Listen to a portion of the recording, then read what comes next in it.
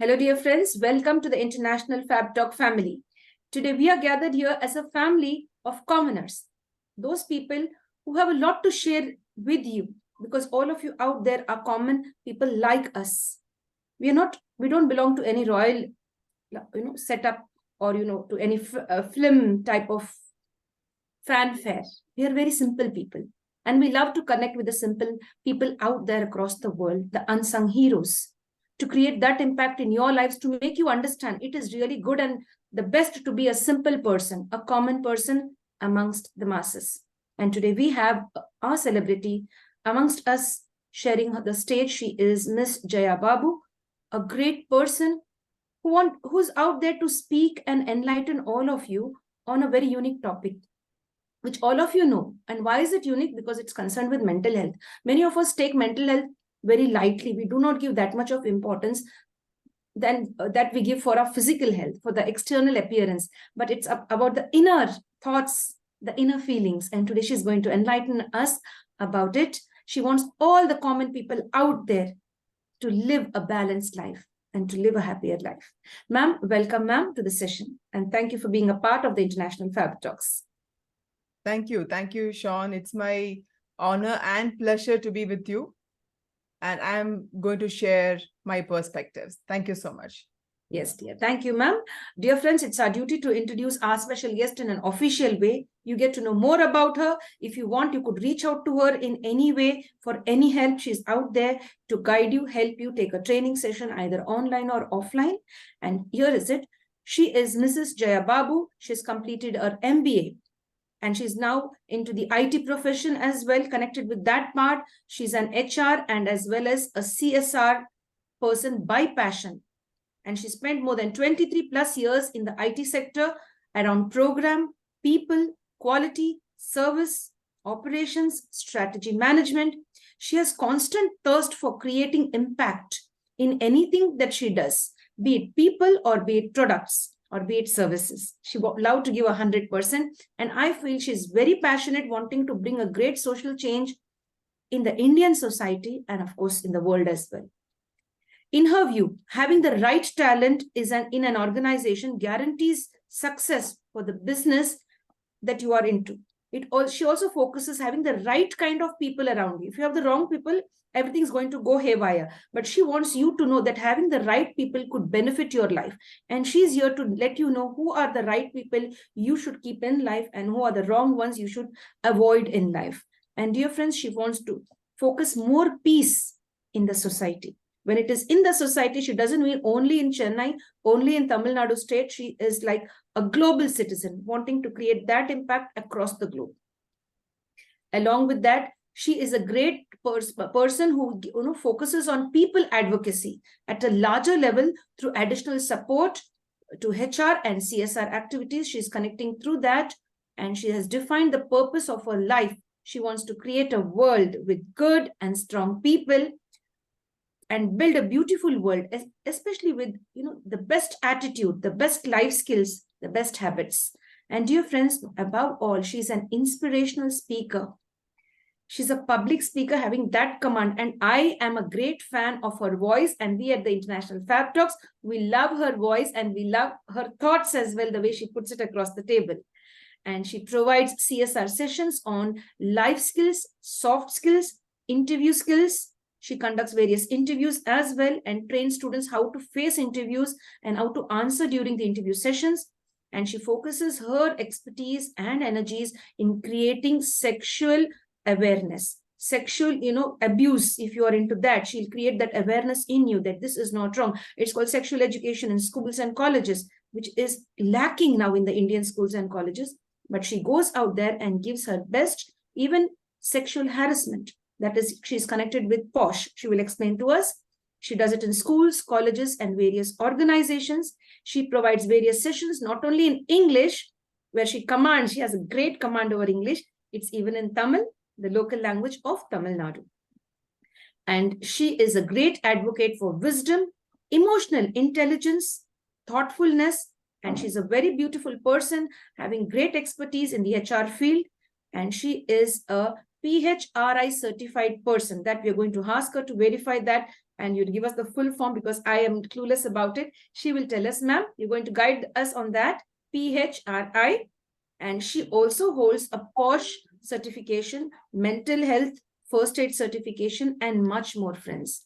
So I'm just eager to know now today how she's going to impact us with regard to mental health.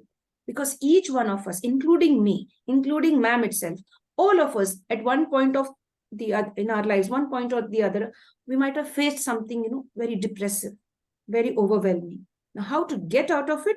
Here is Mrs. Jaya Babu taking us right along into that special zone. Hello, ma'am. Thank you. Thank you, Sean, for having me here. It's a privilege, honor to be here with you once again on a great topic, a topic that is really close to my heart. And hoping that this session brings awareness to many watching this.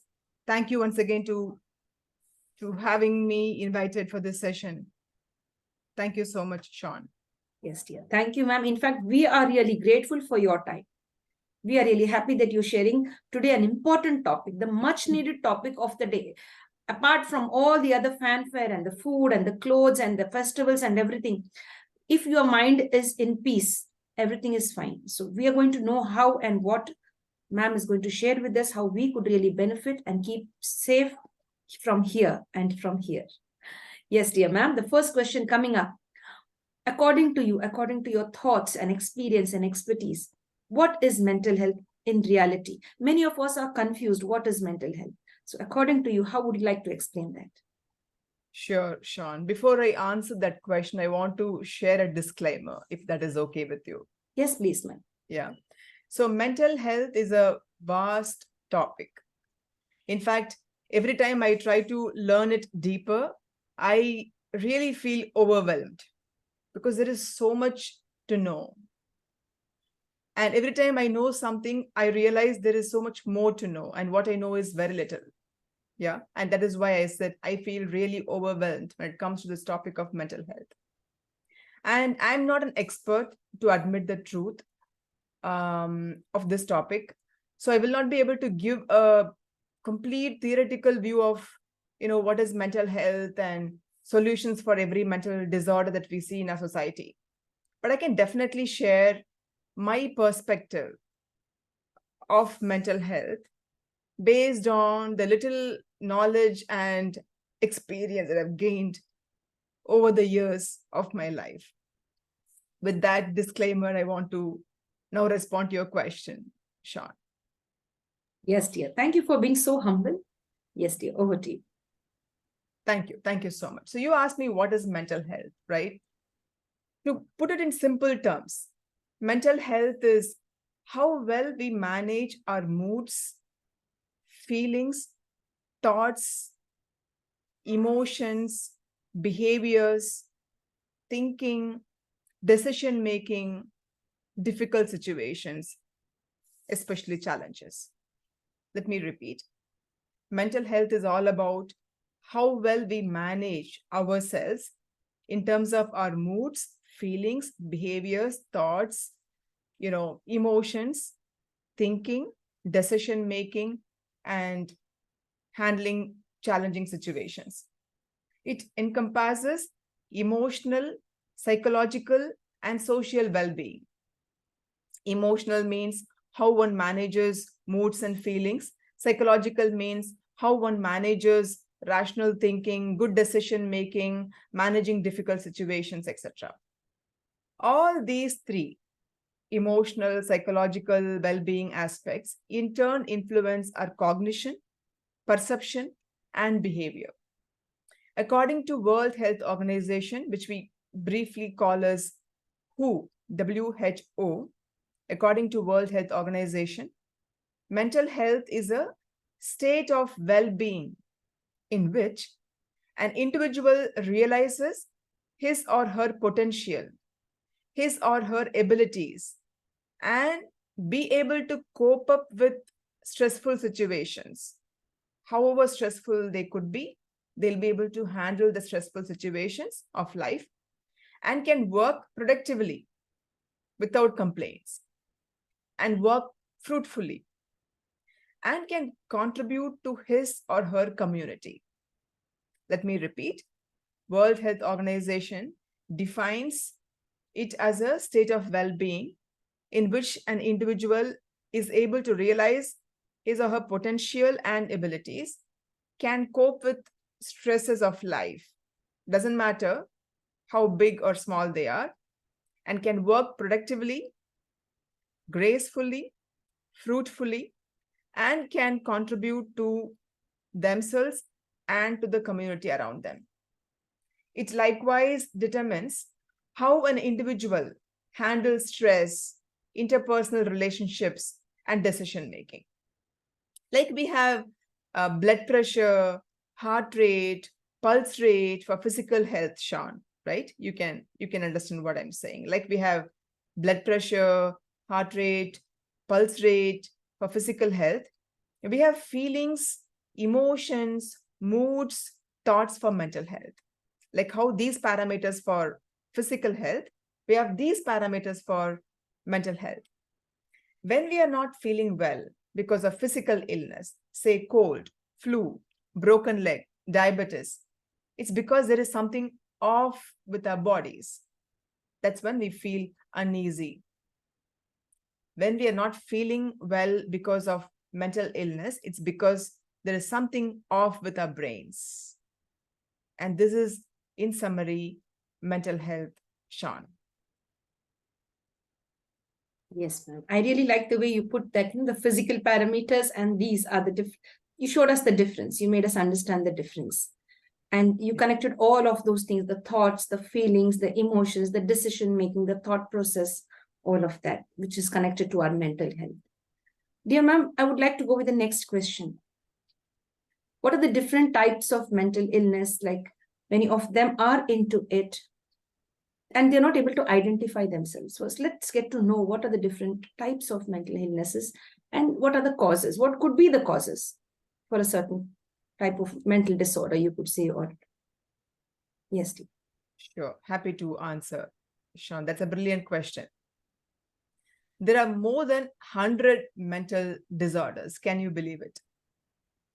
Oh. There are more than 100 mental disorders. As we speak, there is one more mental disorder being coined and released. And these mental disorders are broadly classified into two types, to my knowing. One is neurological disorder. The other one is psychological disorder.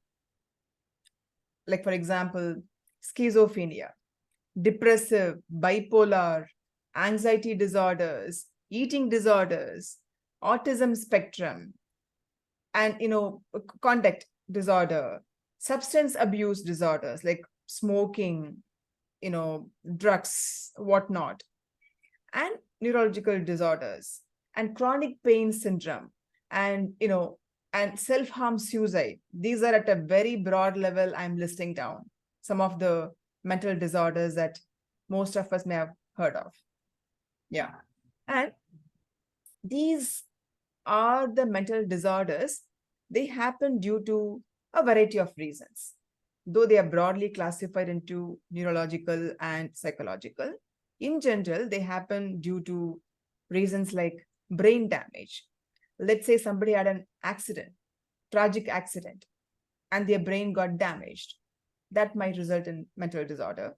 Or brain infection. There are certain bacteria which affect our neurosystem, in turn might affect brain. That might in turn result in mental disorder. And genetics. Many of mental disorders that we see are due to genetics. For example, one of our ancestors may have had a tragic accident, going by a bike. One of our grandfathers may have had a tragic accident going by bike, or he may have seen somebody dying in front of him in a tragic accident. Since then, he may not have touched two-wheeler. He has a fear of taking two-wheeler because of the death that he saw literally in front of him. And that may be genetic. In fact, you never know. His grandchildren, one of them, or all of them may have the fear of taking two-wheeler. They may not know why, but this is all from the, genetics. It's not just the genetics, it's the scratches in the genetics. How deep the scars are. I'm just giving an example of genetics aspect. And then also mental illnesses due to childhood abuse. It could be verbal abuse, could be sexual abuse. We know the different types of sexual abuse that one could go through. Trauma, loss of dad at an early age, loss of close ones in front of our eyes when we were small, or we were neglected, or we were rejected, social isolation, loneliness, experiencing discrimination, stigma, racism, social disadvantage, poverty, debt. Like this, there are many factors which might influence mental disorder. And Sean, mental illness, most mental illnesses don't have a single cause. They have a combination of causes.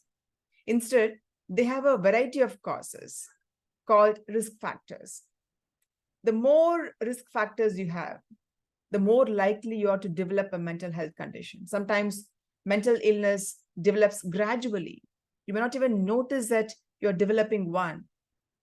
Other times, it doesn't really appear until a stressful event triggers it. Then you realize, oh, I had this mental illness growing in me. And with this trigger only, I realized that I have it. And there are many risk factors and triggers, but here are some examples. As I said, genetics, mental illness often runs in the family. I mean, there are different ways to put it as well. There is a saying where, genetics, sometimes we give genetics as a reason, be it diabetic situation, be it, high blood pressure, be it any physical ailment, we quote genetics as a reason. So there is one fitness coach who made a quote saying, genetics is more like you, loading the gun, but lifestyle is triggering the gun. You understand? With better lifestyle, we can still handle problems coming out of genetics too. We can question genetics, we can challenge genetics. But now I'm not into solutioning part. I'm just going to list down the various risk factors around mental illnesses, Sean. Yeah. Environment. Living in a stressful environment might cause a mental illness to somebody. For example, living in poverty all the time, living in abusive environment all the time. It might put a lot of stress to somebody's brain and often trigger mental health concerns, right?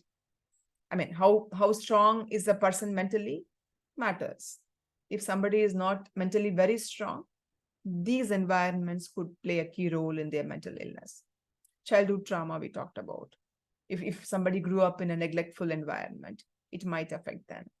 Unhealthy habits, like not getting enough sleep, or not eating right food, or not eating at the right time, and alcohol, smoke, whatnot. And brain chemistry to an extent. Mental illness often involves an imbalance of natural chemicals in your brain and your body. So this is my response to the question of, what are the different types of mental illnesses and what causes mental illnesses, Sean? Yes, dear. Thank you, ma'am, for sharing all of that. Very informative. Thank you so much. Dear ma'am, what could be the solution, or maybe how one could balance and maintain good mental health? In what way? Maybe it could be a teenager, a little child, maybe. How would you like to take this question? Like, would you like to start up with the adults first, or with the little children we start up? How would we be able to balance and enable us to live a peaceful life with, good mental health, focusing only on good mental health? How is it possible or not? It And is. yes, how? It is, Sean. That's another great question. Mental health could be disturbed for anybody at any point in time in life. It's not a child-only issue. It's not an adult-only issue.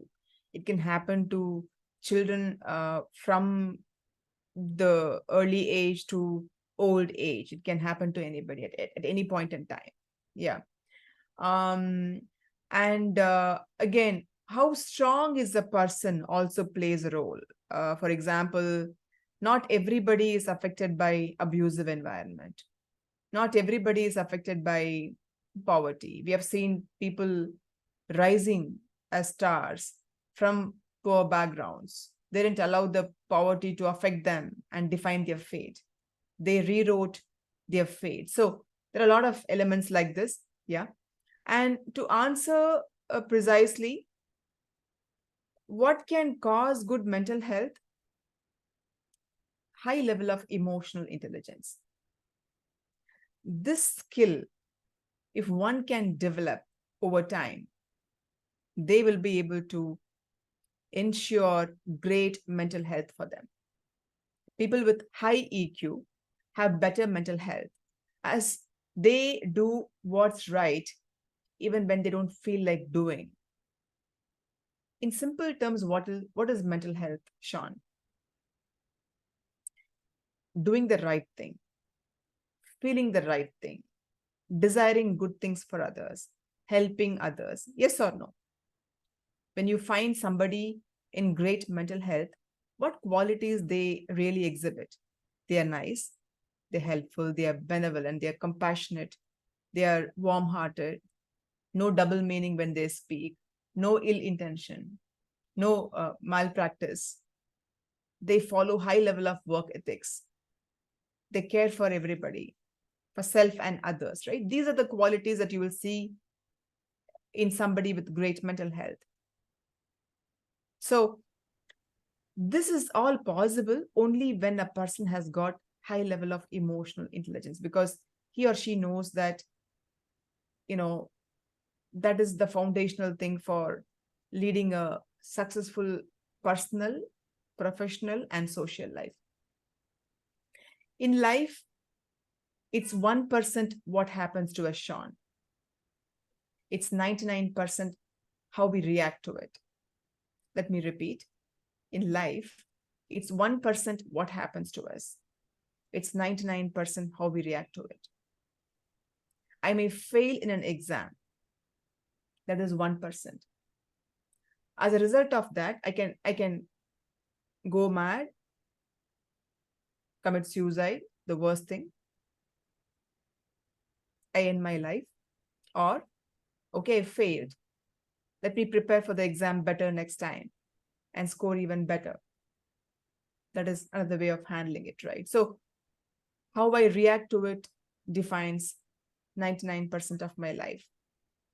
People with high EQ respond to challenges very well, very gracefully, because they have trained their mind to have higher threshold for stressful situations. Their tolerance level for stress is very, very high. You may have seen people dying of ant bite. Yeah. You may have seen people cheering up for snake bite. Relatable, Sean? Yes, dear. Yeah. So people complain of ant bite. That's their tolerance level. And there are people who cheer up for even snake bite. That's their tolerance level. How between these two, one is able to tolerate everything, but one is not able to tolerate anything? How? Some of it could be by birth. I'm not denying, because emotional intelligence, like leadership quality, is inborn for some people, but not for all. For many of us, it is something we can acquire over time. Emotional intelligence can be built. As we build our emotional intelligence, our resilience to issues in the world also gets better. Our mental toughness gets better. How we react to situations get better. There are several techniques we can follow to get better at increasing our mental toughness. There is something called, I'm just giving a very simple example of cyclical hyperventilation, meaning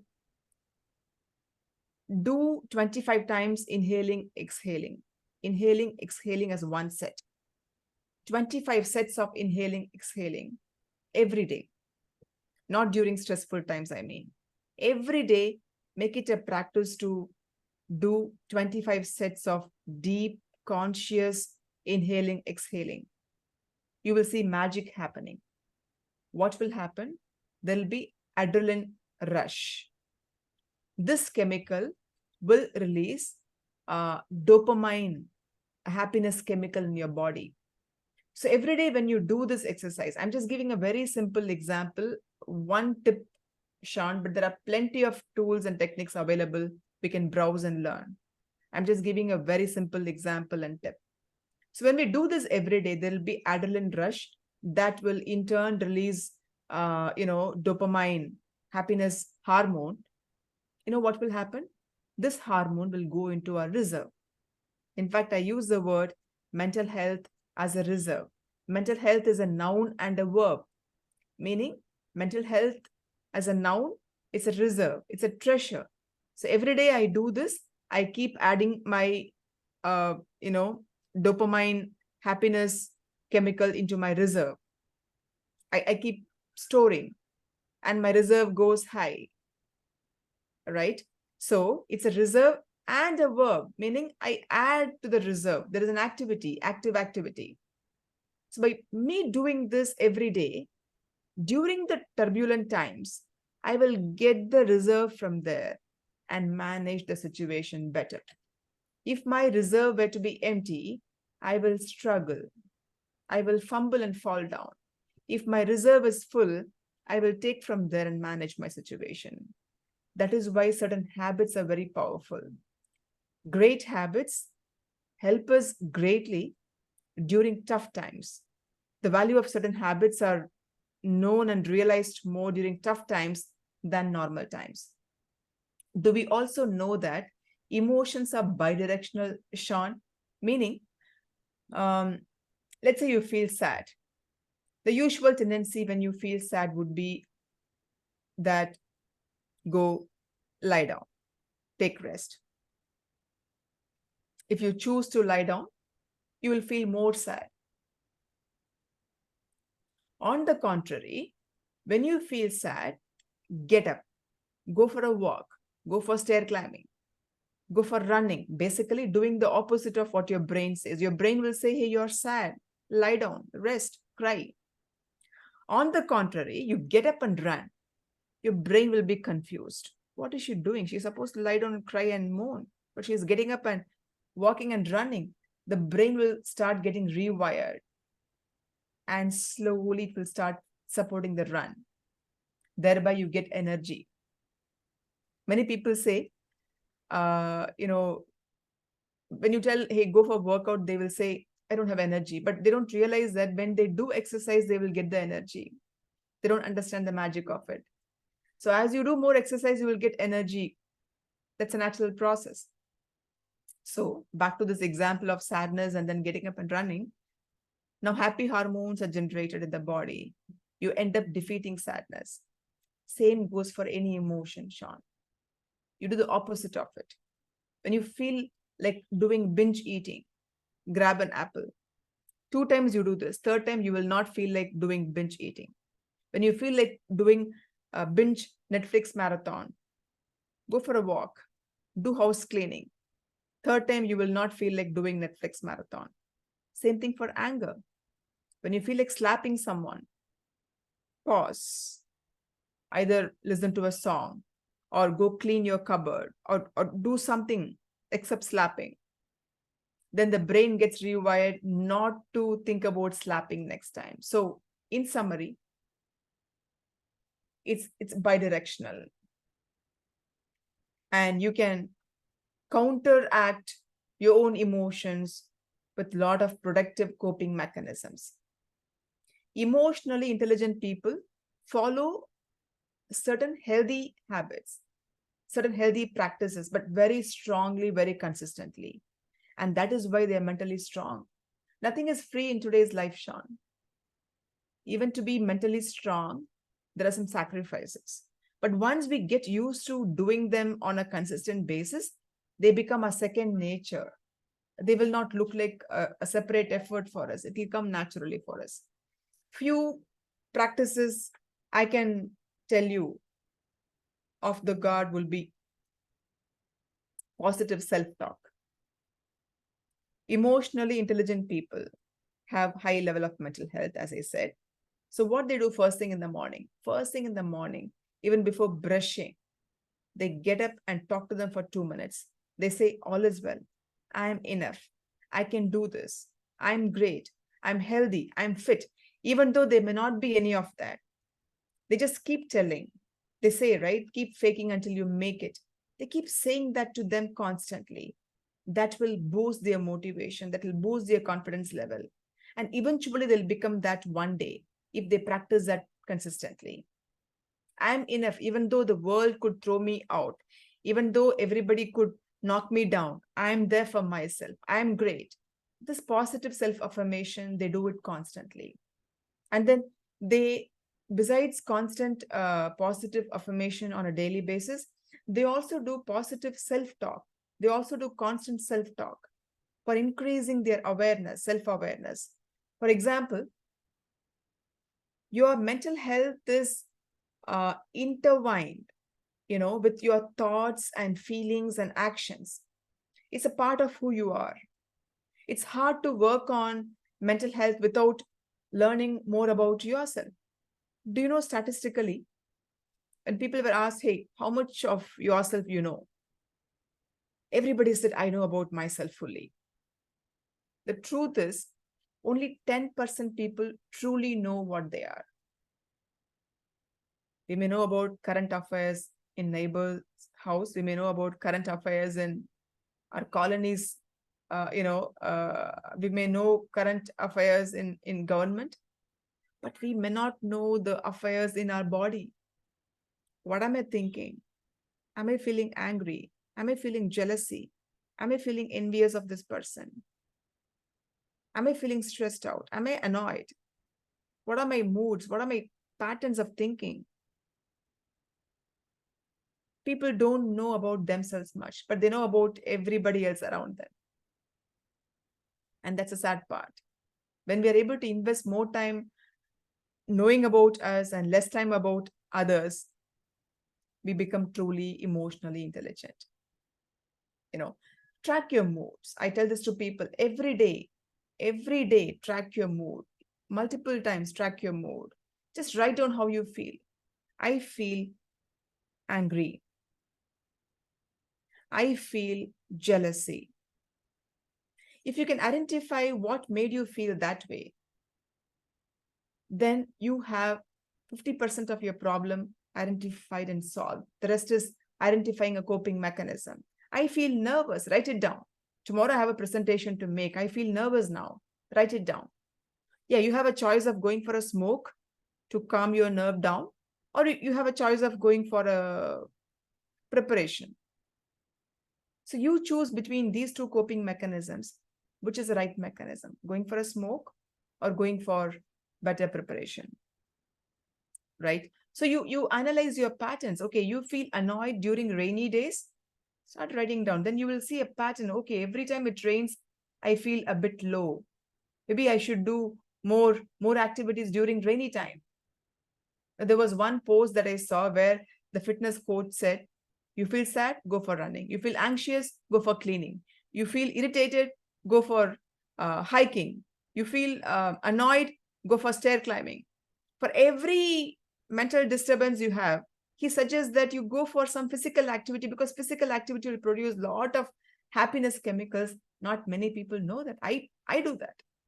In my office, when I suddenly feel different, or I come out of a tensed discussion, I go for stair climbing. It's a 12-story building. I take all the steps myself without using lift. When I come back, I see a different world. I see everybody looking very nice, nicer than what they were before. So these are some of the conscious practices we have to build in our routine. Pay attention to our thinking. Your thoughts influence your feelings. You are what you think you are. If you think you are great, you are great. If you think you're worst, you are worst. So think all the time positive of yourself. Don't allow others to define you. If somebody else comes and tells you you're bad, then you immediately feel you're bad, you're worthless. If somebody comes and tells you you're wonderful, you go into cloud nine. No. Whether you are wonderful or no, you should know. Right? Identify your coping skills. As I said, always have a set of coping skills for different emotional situations that you might go through. Choose the right ones, because that defines your future, right? Get feedback from people, the one that you trust a lot. When you are at your lowest point, you'll probably need more support and encouragement. Ensure you have the right people around you. They say, if you are with 5 fools, you are the 6th fool. Who you are is defined by who you are with. Yeah. Many look at asking for help as a weakness. In fact, asking for help is a strength. Asking for help shows that you don't want to give up in life. And that's why you're asking for help. So have the right people around you, because when you have right people around you, you will have right habits, right coping mechanisms, and thereby, you will be ensuring that you are only doing the right thing all throughout your life. Make small changes to your lifestyle. Don't have to do bulky things. Small changes. Make it a habit that you clean at least one shelf of your cupboard this week, and then next week 2 shelves. I'm just picking up a very simple example that you can relate to. Read 1 page today. Tomorrow read 2 pages. Today you run 1 kilometer. Tomorrow you run 2 kilometers. So gradually you increase your changes so that you're able to see big results eventually. Keep an open mind. If you are wanting to prosper in life, you need to keep your ears open. We are gifted with 1 mouth and 2 ears because we should do more listening. Today, I find that missing a lot. Everybody wants to speak, everybody wants to say, and nobody wants to listen. We become close-eared. The more we become close-eared, the more foolish we might remain, because a lot of great things happening around us. If we are not keeping our radar open, we will never know what great things are and how we should become more adaptable. So these are some of the things that I think we can do to increase our emotional intelligence. In turn, that might help us with great mental health. Emotionally intelligent people practice mindfulness. They live the present. In fact, emotionally intelligent people are the high contributors in any organization. As per Gallup, it is 23% of any organization, whether it is school, college, IT, agriculture, consulting, politics, whatnot, any organization. It's only 23% of the employees who are actively engaged, because they practice something called mindfulness. When I live the present, I'm conscious of what I'm thinking, what I'm doing, then I become better at improvising situation. If I'm not present, how will I be able to deliver a quality talk? If I'm thinking about what to cook for dinner, where to go for the weekend, now when I'm talking to Sean, you can imagine how the quality of the session will be. So live the present. You're cutting vegetable, cut the vegetable. You're doing puja, do puja. You're having party, have party. Studying, study. While studying, don't mix up other things. People who are emotionally intelligent practice mindfulness mindfully, because that is the main reason why they are very productive. In fact, their contributions are way too higher compared to the average, because they do coding means they will do coding. They do talking means they will do only talking, nothing else. So they are better at it. They just have to be given less inputs. They'll produce more outputs. They're more efficient. And emotional intelligence also has one more factor, which is, practicing thankfulness. People with great mental health, you will see them practicing gratitude all the time.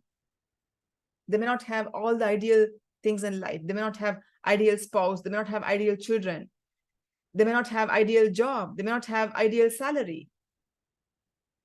They may still be less competitive, but they're thankful for what they have, because they know they shouldn't sweat for small things in life. They know that there are many people in the ICU counting their hours, and they know they are blessed with great life and how they should make the most use of it. So they are more thankful. They practice more thankfulness. They have a routine. They know exactly what to do from morning to evening. They're goal-oriented. They have a passion. Their goal will pull them back, even though they may have a tendency to get distracted. Even though they may develop a tendency to get distracted, the goal will pull them back on track. Hey, no, enough fun, come back. So that way they will remain on the track, thereby increasing their mental health. They'll have a routine. They don't start a day without workout. I always tell this to people. If you want to have great mental health, do these two things for 21 days continuously. Every day morning, wake up and work out for 30 minutes. Could be walking, could be swimming, could be cycling, could be mountain climbing, could be anything that can burn 300 calories in half an hour. Do for 21 days. And second thing, visit an orphanage, visit an old age home every week at least once. Give 2 hours to the people. Don't spend money. Don't have to carry sweets and food for them. Give them time. Then you will appreciate what a great life you have. Do these two things. I'm talking about these two things as a tip for people with mental disorders due to psychological factor. If they are to do with neurological, then of course that will require medication, medical intervention. I'm not talking about that. I'm talking about any and all mental health disorders which are psychological in nature, which can be prevented very much before happening, or at least corrected with some right approaches, like what I'm talking about. Eat healthy food. Do you know that your food defines your mood? Do you know when you eat healthy food, you avoid the chances of becoming fat? People who are fat or obese because of unhealthy eating habits. I'm not talking about obesity through medical condition. I'm talking about obesity because of bad eating disorders. The blood circulation to their brain will be less, as a result of which they'll have clouded thinking. They cannot think clearly. They'll make wrong decisions. They'll choose wrong friends. They'll choose wrong habits. So the body fat content plays a huge role in our mental health. So eating rightly is one of the qualities of emotionally intelligent people. They have great problem solving skills. It's not that they are afraid of problems or they welcome problems, just that they know even when a problem comes, how they can manage it without, getting knocked down. They say, right, sometimes in life, it may look like all bad things happening only to you. And you feel like asking, why me? Why me? Why me? Then you ask, hey, universe, you're very tough with me. Why? Instead of asking why, you get back to universe by becoming even more tougher. If universe is tough with you by throwing problems at you, you become even more tougher by showing your resilience. Every time you fall down, get up fast. Thereby, you increase your resilience. This will in turn add to your mental health. Invest time in good relationships with family. Have somebody you can talk to. Have a healthy lifestyle. Have a routine to, wake up time, sleep time, food. It may look boring. But great people have a very boring timetable. Do you know that? Great people have very boring food menu. They don't want to have attractive food menu and attractive lifestyle. They want to show the results attractive, not their lifestyle. So these are some of the things that I think we should do or we can do, which are all very much in our control, which are all very much in our scope of doing. If we are able to do them, we can definitely enrich our mental health. I believe very strongly prevention is better than cure. So if we are able to inculcate these habits to our children at an early age by giving them right habits, like helping them with a workout routine, helping them with reading some books, having them practice gratitude, having them practice mindfulness, having them choose right friends, having them to love failure. Don't hate failure. Don't fail because of incompetencies. I'm talking about failures, daring failures, adventurous failures. Celebrate them and have some love for failures. Don't be scared of failures. The more you teach your children to face failures, the better they will become in the society and be able to handle things gracefully. I mean, these are some simple approaches in our scope of control, Sean, but definitely beyond this, we don't see any results. We should seek out for external help like therapy or consultation or medication. Wonderful, ma'am. I really like the way you put all of that. So many tips, so many methods to overcome, what we are facing in our mind. You spoke about EQ, how to be emotionally well balanced, and how to keep ourselves updated with the latest things. If you need help, please seek help. Don't be stuck up and sitting on the couch and just waiting for someone to come up to you. Get up and go and seek help. I just even like this. You said you walk up the steps and down, as you've been doing in your case. And you said, when I came back, it's a whole new group of people that I get to see. That's really very nice. And you said, love failure. It's fine if you fail, accept it and love it. You've given us so many beautiful tips. I was just mesmerized the way you were speaking and sharing all of that, ma'am. And I would love to be like you, to have that flow when you are talking and you were, correlating everything so well. That's really very nice. Thank you, Yes, Sean. dear. And most of what I'm saying, trust me, it's from experience. That's Yes. why they come as heartfelt points. Yes, dear. So nobody is perfect. Let's be very honest. Yes, dear. We don't have to be also. Yes. Life is an experience. We have to live the moment, learn from the experience, do the best we can for self and others, and keep moving. Never get stuck. Never become a victim of any situation. Any situation, never become a victim. Keep moving on. In fact, I tell people, if not, you're able to go to gym. If not, you're able to do weightlifting. Keep walking as a daily activity.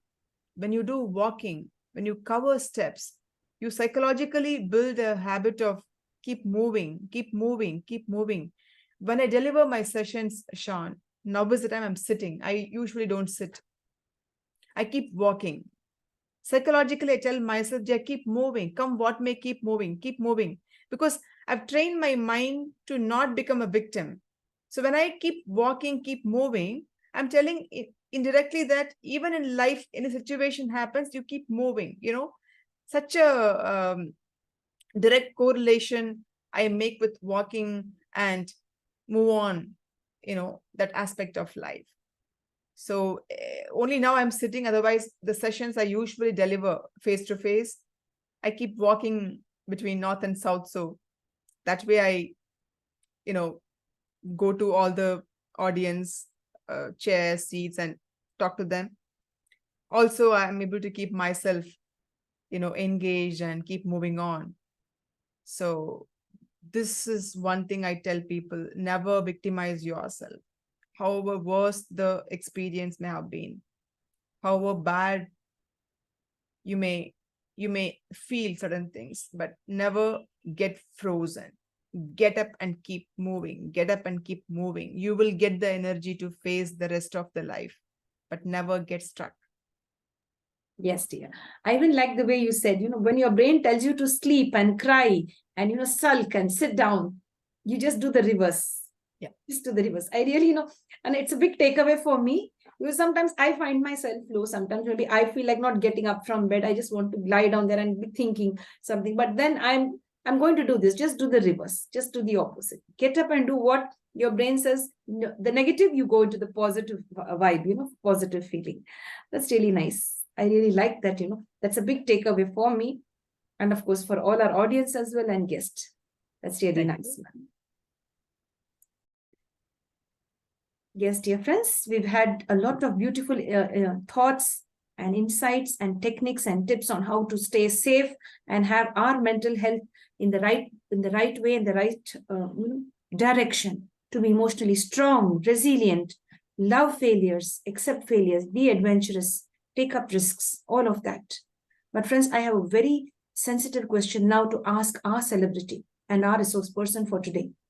She is Miss Jaya Babu, a wonderful public speaker, as she has already proven that today, in a wonderful way, eloquent, that the way of putting the words. I love that eloquence that you have, the brilliancy that you have, that special technique of putting all the words in the right way. I love that, and I would like to be like you once.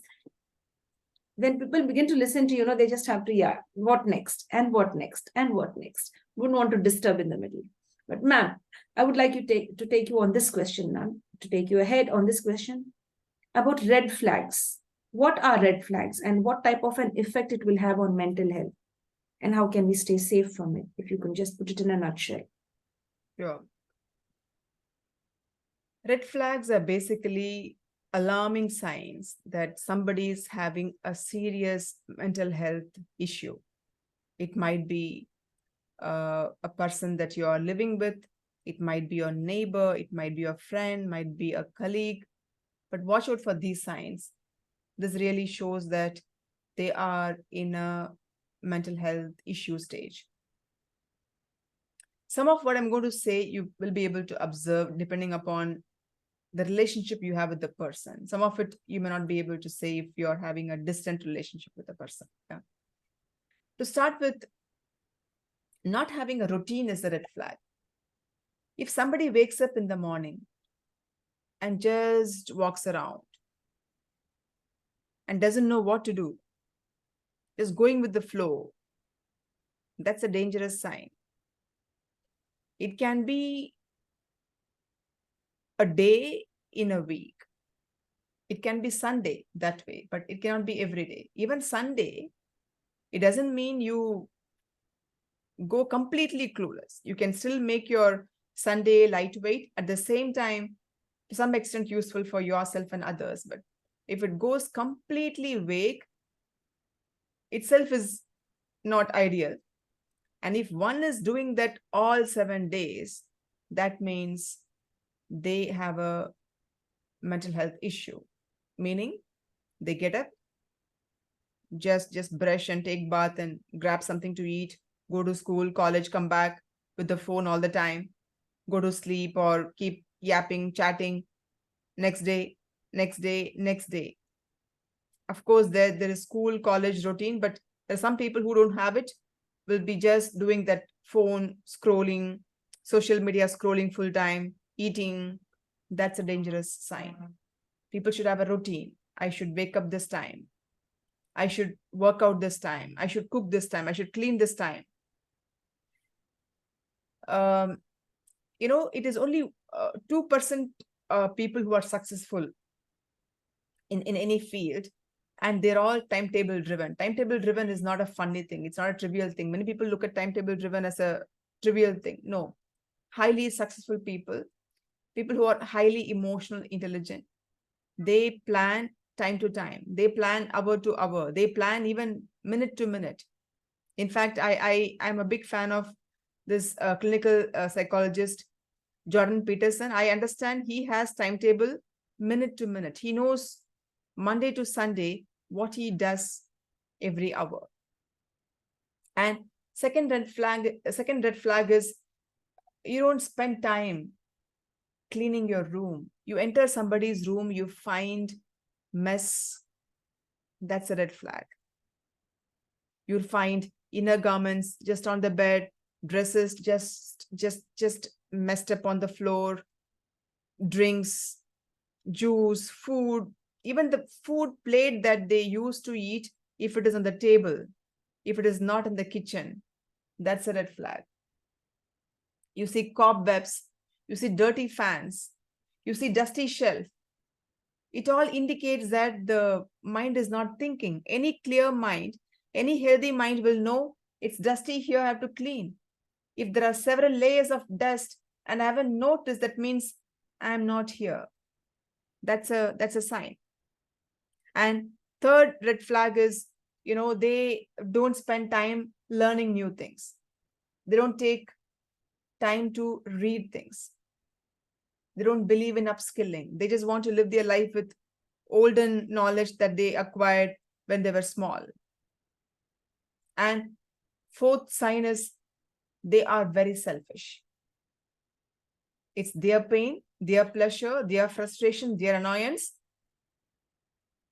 It's not about anybody else around them. So they feel painful, they will sleep, they will not help mom, dad.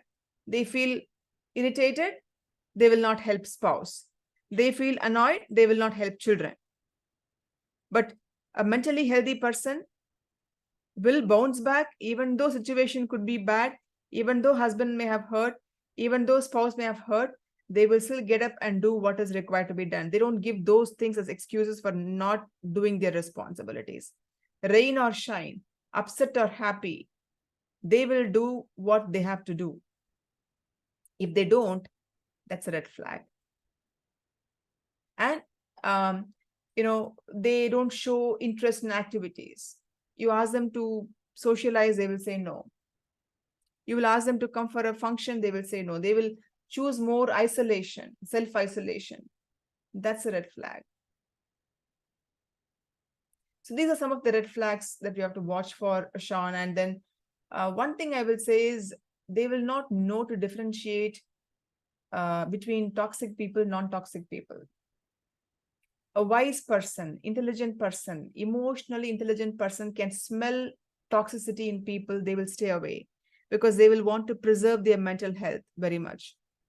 They will not give excuses or reasons. They will stay away because staying with toxic people hurts them.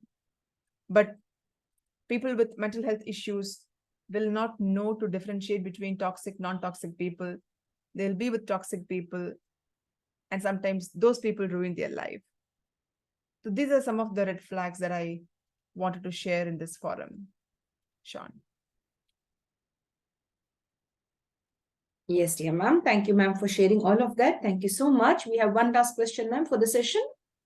Mental health should be prioritized, yes or no? And if it is yes, why? Yes, a big yes, because mental health is topmost of everything. And many people have, different definitions of mental health. Even I mentioned one in the beginning, but to put it in simple terms, anybody in good mental health will do what is right, even if it doesn't feel like doing.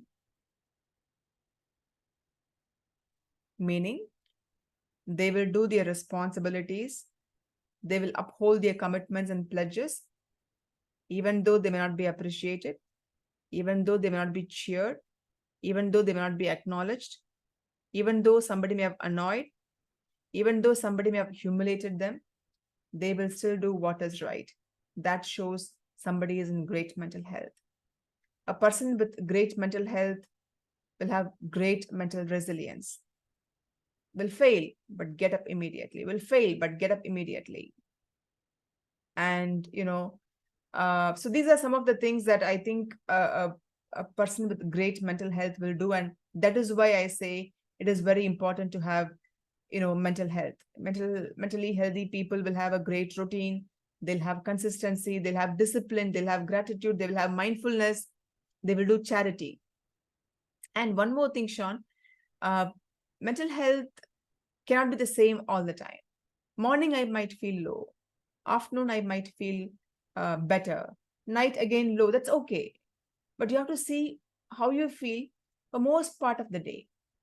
If once in a while you feel low, it's okay. You use right coping mechanisms, like I mentioned, and get better at it. But if most of the time you feel low, check your surroundings, who you are with, what habits you have, what your practices are, what's blocking you, what's making you clouded.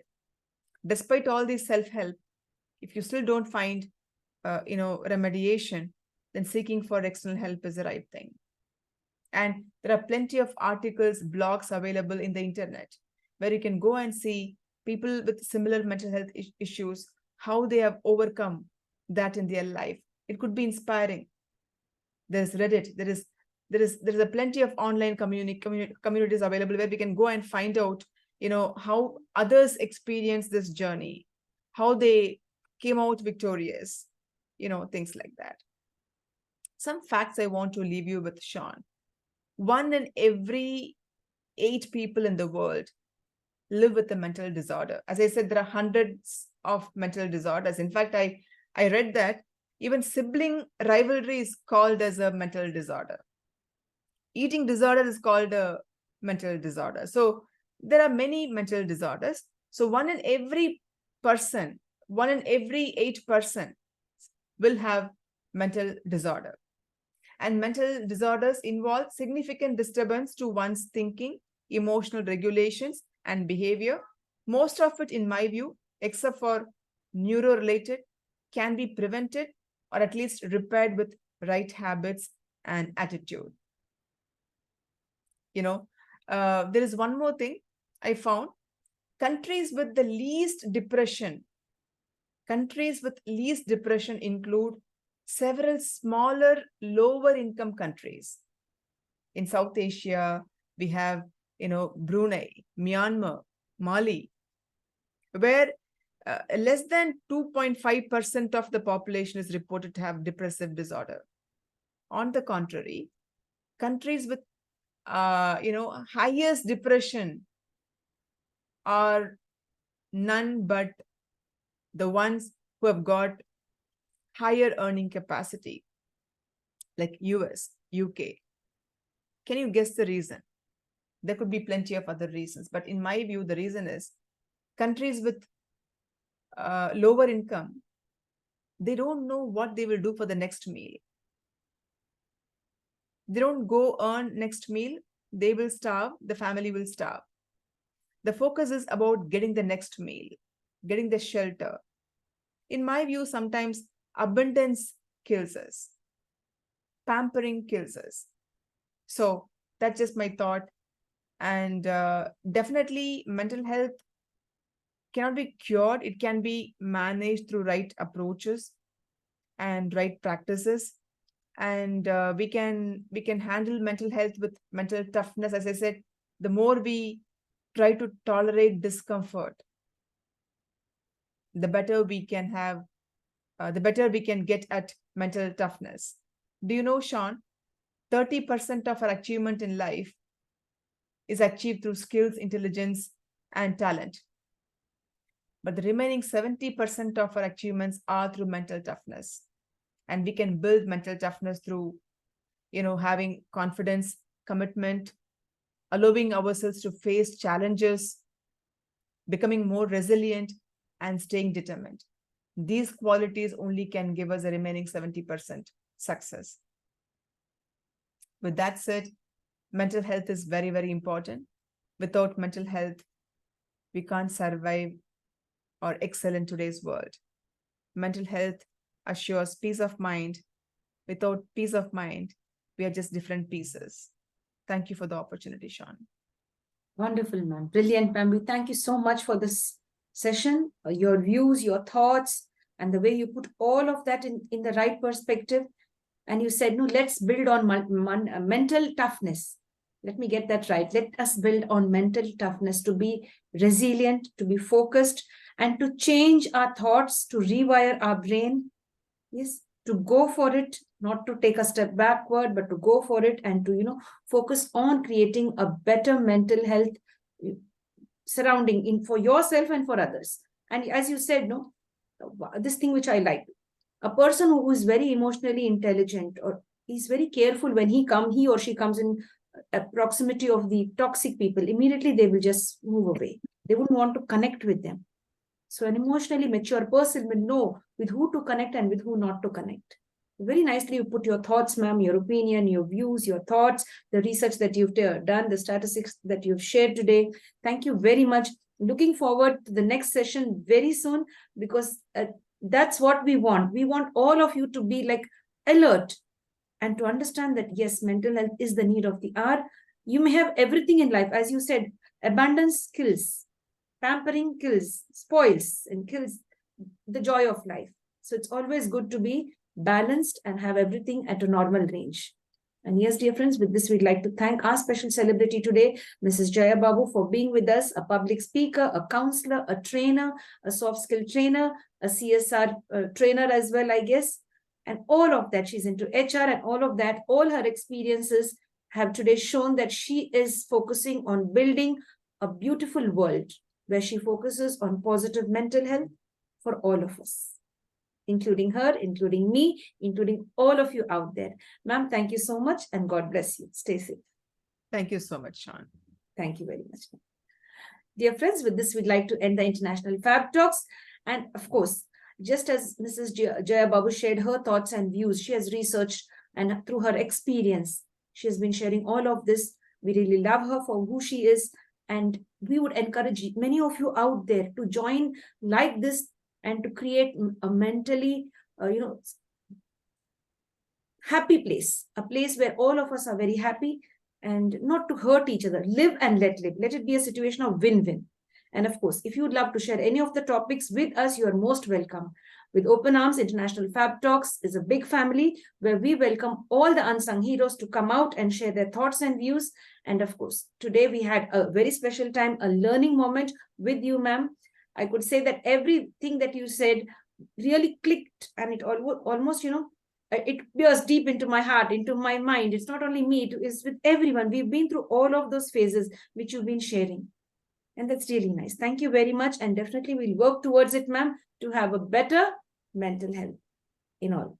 All in all, we all should be really, what in the end we require is, in the end, we need peace. And that's what that matters.